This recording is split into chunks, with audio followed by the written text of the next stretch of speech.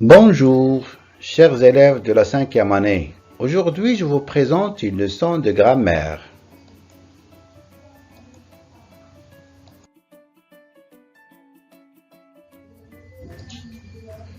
Unité 6, spectacle et technologie. L'objectif de la leçon d'aujourd'hui sera de reconnaître et d'utiliser les adverbes de lieu. Donc, le titre de la leçon est les adverbes de lieu. Regardez cette image. D'après vous, qu'est-ce qu'elle représente? Bien, elle représente un cirque. D'habitude, les cirques, où s'installent-ils? Je vais vous aider. Est-ce qu'ils s'installent à l'intérieur des villes ou bien à l'extérieur des villes? Bien, les cirques s'installent à l'extérieur des villes. Bien. Bon, découvrons ensemble ce texte. Un énorme cirque s'est installé à l'extérieur de la ville. Derrière la gare, en face, c'est le marché de gros. Des affiches publicitaires sont collées partout sur les murs. Lisez le texte. Un énorme cirque s'est installé à l'extérieur de la ville. Derrière la gare, en face, c'est le marché de gros. Des affiches publicitaires sont collées partout sur les murs. Maintenant, observez ces mots soulignés. Le premier mot, à l'extérieur. Le deuxième mot, derrière. Le troisième mot, en face. Le quatrième mot, partout. Bien. D'après vous, quel est le rôle de ces mots? Bien, ces mots précisent un lieu. Ils précisent un lieu. Alors, qu'est-ce qu'il ajoute au verbe? Bien, très bien. Ils ajoutent au verbe une idée de lieu. Une idée de lieu. Donc, qu'est-ce qu'on va dire? Ce sont donc des adverbes de lieu. Ce sont des adverbes de lieu. Maintenant, regardez ces phrases. La première phrase, Salah habite loin de l'école. Loin de l'école. Cette phrase, elle est au singulier. La deuxième phrase, Aya habite loin de l'école. C'est la même phrase, seulement on a changé le sujet. La première phrase, le sujet est au masculin, la deuxième est au féminin. Et la troisième phrase, Salah et Aya habitent loin de l'école. Salah et Aya habitent loin de l'école. Dans cette phrase, nous avons changé du singulier au pluriel. Donc la dernière phrase est au pluriel. Maintenant, regardez le mot ou bien le groupe de mots loin de dans les trois phrases. Est-ce qu'il change? Est-ce que l'adverbe de lieu change? Oui ou non? Eh bien, c'est non.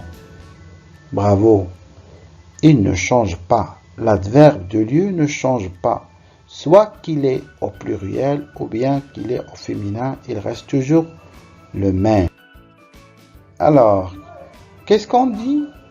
Les adverbes de lieu ne s'accordent ni au féminin ni au pluriel. Eh bien, qu'est-ce qu'on peut dire encore? Les adverbes de lieu ne s'accordent ni en genre ni en nombre. Pour conclure, on va dire que l'adverbe de lieu est invariable. Alors, souvenez bien, l'adverbe de lieu est invariable. Alors, faisons ensemble ce petit exercice.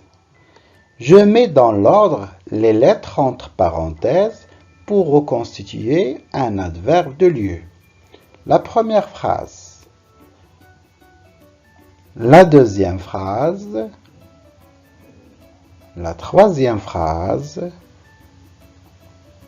la quatrième phrase et enfin la cinquième phrase. Alors, pour la première phrase, qu'est-ce qu'on peut dire? Bien, devant la poste se trouve un restaurant. La deuxième phrase, j'habite où? J'habite près de la poste. La troisième phrase, le cinéma se trouve derrière le théâtre. La quatrième phrase, il se met où? Il se met contre le mur. Et enfin, la dernière phrase, mettez la légende au-dessous de l'image. Bien.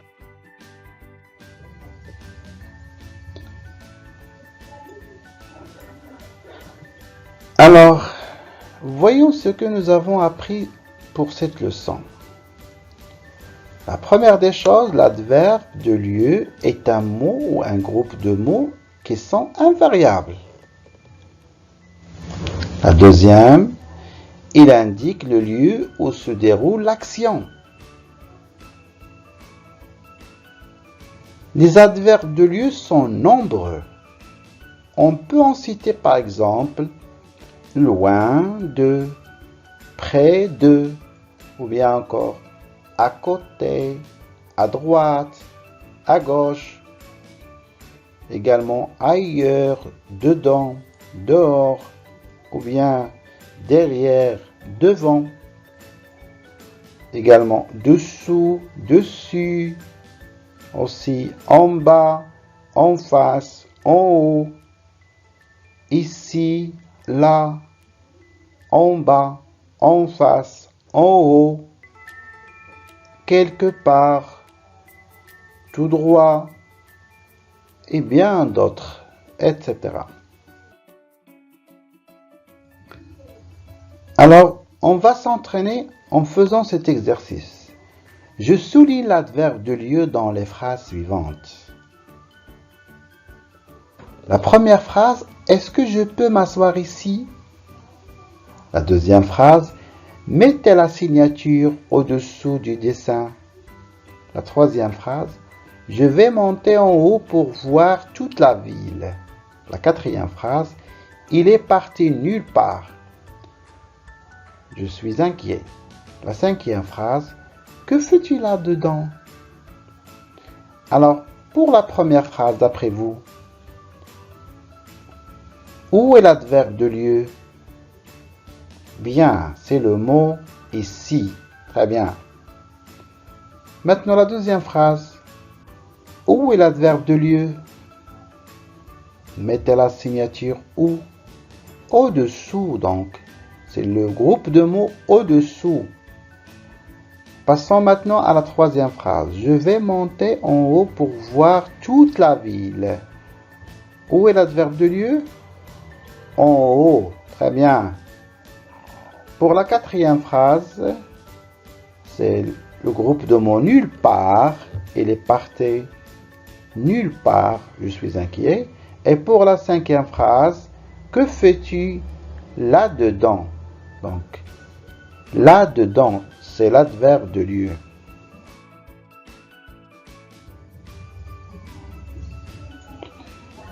Évaluons maintenant ce que nous avons acquis. Je complète l'adverbe de lieu convenable. Je vais vous donner une liste pour chaque phrase. Et vous allez choisir l'adverbe de lieu qui est convenable. Alors, pour la première phrase, l'école se trouve un jardin. Alors, on va choisir entre dessus, derrière, ici ou bien là. Alors, d'après vous, très bien, derrière. On va dire, derrière l'école se trouve un jardin. Passons maintenant à la deuxième phrase. Notre professeur habite où? Où il habite? Est-ce qu'on va dire autour de la mosquée, ou bien près de la mosquée, ou bien partout de la mosquée, ou bien ici? Très bien, on va dire notre professeur habite près de la mosquée. Maintenant, la troisième phrase. Le paysan construit un mur. Alors, où il a construit ce mur? Contre du jardin? Non, c'est pas faisable. Autour, ou bien avant, ou bien ailleurs. Très bien, autour du jardin. Autour du jardin. Le paysan construit un mur autour du jardin. Et la dernière phrase, nous jouons au foot. Est-ce qu'on nous jouons au foot près de la rivière, ou bien au-dessus, ou bien loin, ou bien avant? Nous jouons au foot loin de la rivière, loin de la rivière. Bravo. Notre leçon est terminée. Au revoir.